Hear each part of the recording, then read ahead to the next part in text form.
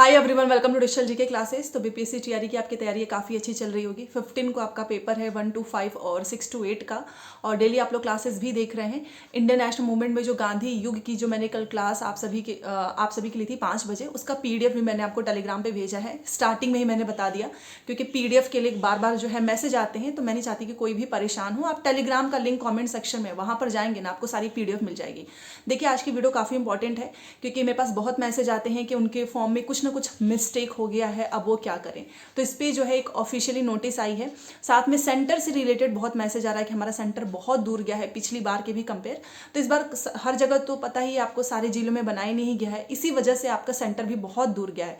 चलो कोई नहीं, एक दिन का ही पेपर है, जिसका दोनों होगा आपको पता है एक दिन में ही खत्म हो जाएगा, और जिसका 6 to 8 का होगा तो वो तो मॉर्निंग में ही है। जैसे आपका मॉर्निंग में होगा, उसके बाद से आप आराम से जो है थोड़ा बहुत रेस्ट करके फिर वापस आ सकते हैं। उसकी प्लानिंग आप पहले से कर लेना, बट इसका स्ट्रेस मत लेना आने जाने का। उससे क्या होता है ना कि फिर माइंड में आपका जो रिवीजन है, प्रैक्टिस है, वो चीज़ें नहीं घूमेंगी। और बहुत सारे लोग ना दूर की वजह से पेपर भी छोड़ देते हैं। तो ये इतनी अच्छी अपॉर्चुनिटी भी मत छोड़ना कि फॉर्म इतना भरा गया है और इतने लोग ही अपीयर हुए हैं, और ये हर बार होता है। दूर की वजह से खास तौर पे जो लड़कियां होती हैं वो जा नहीं पाती हैं। तो जितनी भी गर्ल्स, जितनी भी महिलाएं इस वीडियो को देख रही हैं, रिक्वेस्ट है कि आप जरूर जाना, क्योंकि बहुत अच्छी अपॉर्चुनिटी है। फिर वही है ना कि सेंटर दूर ही जाएगा, चाहे ये वाला हो TRE 3 हो, चाहे TRE 4 हो। और एक अच्छी न्यूज़ भी आप सभी को बताना है कि TRE 4 जो है आपका अगस्त में होगा, 24 अगस्त को। ये चीज़ एकदम क्लियर है। तो जैसे ही आपका एग्जाम होता है, अगर आप हायर पोस्ट के लिए भी तैयारी करना चाहते हैं, तो नौकरी मिलने के बाद भी आप कर सकते हो। TRE 4 में जितने भी सीटेट वाले हैं, BEd DLEd वाले हैं, वो सब शामिल हो जाएंगे। यहाँ पर मैं एक चीज़ और बताना चाहूँगी, जितने लोग भी आप में से सीटेट की तैयारी कर रहे हैं और कोई बुक जो है किताब ढूंढ रहे हैं, तो किरण पब्लिकेशन की किताब आ चुकी है, आप वो ले सकते हो। पेपर 1 की इनकी किताब है, इसमें 2011 से लेकर 2024 तक के सारे प्रैक्टिस सेट मिलेंगे, 31 सेट है। पेपर 2 में अगर आपका विषय जो है मैथ साइंस है या फिर सामाजिक विज्ञान है, तो भी आप इनकी किताब ले सकते हो। इसमें आपको जो है पूरा जितने भी पेपर हुए सारे मिलेंगे, डिटेल में एक्सप्लेनेशन मिलेगा। उस एक्सप्लेनेशन से आपको समझ में आ जाएगा टॉपिक्स, तो आपको अलग से कुछ लेने की जरूरत नहीं है। तो ये दोनों किताबें, जिसका भी पेपर 1 है या पेपर 2 है, आप अपने अकॉर्डिंग ले सकते हो। इसका लिंक मैंने डिस्क्रिप्शन बॉक्स में दिया हुआ है। आंसर वेरीफाई है सीटेट के फाइनल आंसर की से, ठीक है। अब यहाँ आपको पता है कि जो सेशन चल रहा है BEd DLEd का, वो तो शामिल होंगे ही, क्योंकि उनकी ये रिक्वेस्ट भी थी के पाठक सर से। तो ये चीज़ एकदम क्लियर है, ना तो कोई चुनाव का फर्क पड़ने वाला है, और ना ही ये कि अभी तो हुआ है जस्ट। वो TRE 4 100% होगा, क्योंकि कैलेंडर में है। अब जो ऑफिशियली नोटिस आई है वो इस चीज़ से है कि आपका एडमिट कार्ड में है, जैसे कि कुछ लोग मेरे पास मैसेज भी करते हैं कि उन लोगों का जो है नेम में मिस्टेक हो चुका है, फोटो क्लियर नहीं दिख रहा है, सिग्नेचर नहीं दिख रहा है, अब वो क्या करें। क्योंकि आपको पता है कि अगर आपकी फोटो क्लियर नहीं है, सिग्नेचर है ही नहीं, ये भी एक रीज़न है। क्योंकि ऐसा जो है न्यूज़पेपर में भी निकला है, और ऐसा बहुत सारे अभ्यर्थियों के द्वारा जो है जब शिकायत की गई, तब जाकर इस पर ऑफिशियल नोटिस आई है। तो इसके लिए आपको घोषणा पत्र लेकर जाना है, और अगर आप अपने साथ घोषणा पत्र लेकर नहीं जाते हैं, ये केवल उनके लिए है जिनके फॉर्म में किसी भी तरीके की कोई मिस्टेक है, ठीक है। मतलब कि आपने एडमिट कार्ड डाउनलोड किया होगा ना, तो वहाँ पे फोटो नहीं दिख रहा है, साइन नहीं दिख रहा है, ये उनके लिए है। बाकी जिनका सब कुछ सही है, उन्हें कुछ करने की जरूरत नहीं है, ठीक है। नहीं तो दोबारा मैसेज आने लगेगा कि क्या हमें भी लेकर जाना है। ये सिर्फ उनके लिए जिनके साथ प्रॉब्लम हुई है। तो आपको क्या करना है, bpsc.bih.nic.in, वहाँ पर ऑफिशियल वेबसाइट पे जाएंगे। घोषणा पत्र ऑलरेडी है वहाँ पे, उस घोषणा पत्र को आपको डाउनलोड करना है। फिर उसको आपको बहुत अच्छे से जो भी इन्फॉर्मेशन दी होगी, आपको उसको फिल करना है। और राजपत्री जो पदाधिकारी हैं, उनसे आपको अपने फ़ोटोज़ को सेल्फ अटेस्टेड करवाना है, ठीक है। जो भी साइन वगैरह है, हिंदी और इंग्लिश दोनों में करना है।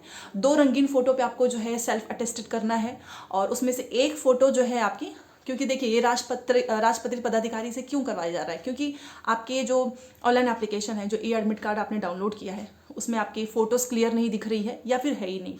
ये भी एक ऑप्शन है, क्योंकि ऐसा लोगों के द्वारा बताया जा रहा है। दूसरी चीज़ कि आपका सिग्नेचर वो किसी का क्लियर नहीं है, या किसी का गलती से किसी और का अपलोड हो चुका है, या फिर खाली है।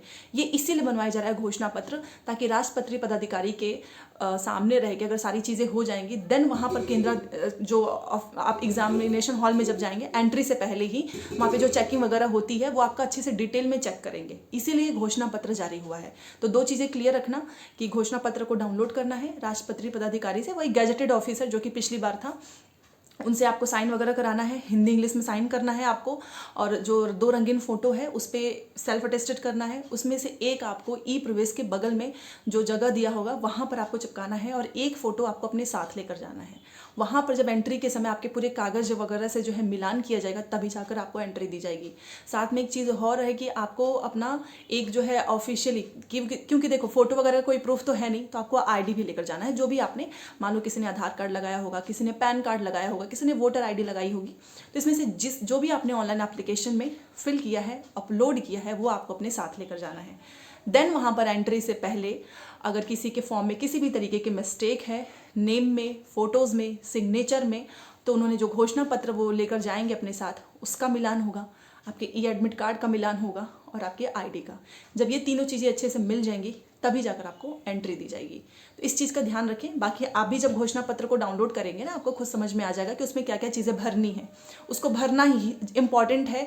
फ़ोटो जो है, 2 रंगीन फ़ोटो आपको अपने साथ में रखना है, एक चिपकाना है, एक ई प्रवेश के बगल में, एक अपने साथ भी लेकर जाना है। वहाँ पर उनके सामने भी आपसे शायद चिपकाए जाए, मतलब वो लोग चिपकाएंगे। ये भी सारी चीज़ें हैं। तो ये बीपीएससी की साइड से आया। मैंने सोचा कि अगर किसी के एडमिट कार्ड में किसी भी तरीके की मिस्टेक है तो आप ये काम जरूर कर लेना, क्योंकि बहुत सारे लोग जो हैं पढ़ाई में इतने मग्न हो जाते हैं कि उन्हें पता ही नहीं चल पाता है। फिर एग्जामिनेशन, जिस दिन एग्ज़ाम होता है उस दिन प्रॉब्लम होती है। तो ऐसी कोई प्रॉब्लम ना हो तो पहले से सारी चीज़ें कर लेना। और प्लीज़ मुझे बताना कि क्या आप में से जितने लोग ये वीडियो देख रहे हैं, उनके फॉर्म में, उनके ई एडमिट कार्ड में किसी भी तरीके की कोई मिस्टेक है, तो प्लीज़ मुझे ज़रूर बताना, क्योंकि इससे पता चलता है। बिकॉज इतने सारे स्टूडेंट्स के मैसेज आने लगे, इवन उस समय जब आपको डाउनलोड करने से पहले भी आपको मौका दिया जा रहा था कि आप उसमें सुधार कर सकते हैं, उसके बावजूद भी लोगों ने नहीं किया। जैसे कि नेम मिस्टेक, अभी भी उस समय भी मौका मिला था, फिर भी लोगों ने नहीं किया। ठीक है, तो ये एक चीज़ है। अच्छा, सीटेट से रिलेटेड डिजी लॉकर का, जैसे कि सीटेट जो एग्ज़ाम हुआ था, जिसका रिजल्ट आया था, तो उसमें से बहुत सारे स्टूडेंट्स के मैसेज आते हैं कि काउंसलिंग एग्ज़ाम हो जाएगा 15 को। काउंसलिंग भी आपको पता है बहुत जल्दी स्टार्ट हो जाती है, इवन एग्ज़ाम के 3 से 4 दिन बाद ही। तो सीटेट का जो रिज़ल्ट है, मार्कशीट है, जो फाइनली डिजी लॉकर पे आता है, वो अभी तक क्यों नहीं आया है? तो देखो, उसमें थोड़ा सा समय लगता है। और अभी मैंने सुबह में चेक किया था तो भी इनका अगस्त वाला दिख रहा है, जनवरी वाला नहीं दिख रहा है। तो आई थिंक 1 हफ्ते के अंदर आ ही जाएगा, होली से पहले तक हो जाएगा। आप इस चीज़ की चिंता मत करो, क्योंकि डिजी लॉकर में तो आना हर हाल में तय है।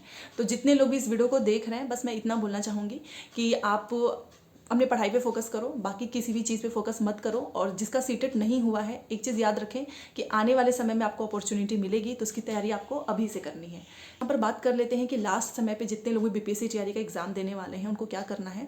तो देखो, आपको बहुत ज़्यादा चीज़ें नहीं करनी है अब, क्योंकि आप जितना आपके पास कॉन्टेंट है उसका आपको रिविज़न करना है। जैसे कि कल हम लोगों ने जो गांधी युग पढ़ा था, उसमें से कुछ टॉपिक्स बाकी हैं, बस वही मैं आपको कराऊंगी। बहुत ज़्यादा ऐसी चीज़ें नहीं करा दूंगी कि आपके पास समय भी ना हो और आपके मन में ये रहे कि यार ये भी करना है, क्या पता इसमें से आ जाए। तो प्लीज़ इस एक चीज़ से बचना। पहले आप रिवीजन करो, मल्टीपल टाइम्स आपको रिवीजन करना है। और आज का जो 5 बजे का कंटेंट है, प्लीज़ उसको जरूर रिवाइज कर लेना, क्योंकि उसमें गांधी जी से रिलेटेड कुछ चीज़ें बच गई थी। ठीक है, तो आई होप आपको सारी चीज़ें अच्छे से समझ में आई होगी। फिर भी कोई भी डाउट हो तो प्लीज़ बताना, एंड मिलते हैं नेक्स्ट क्लास में। Thanks for watching.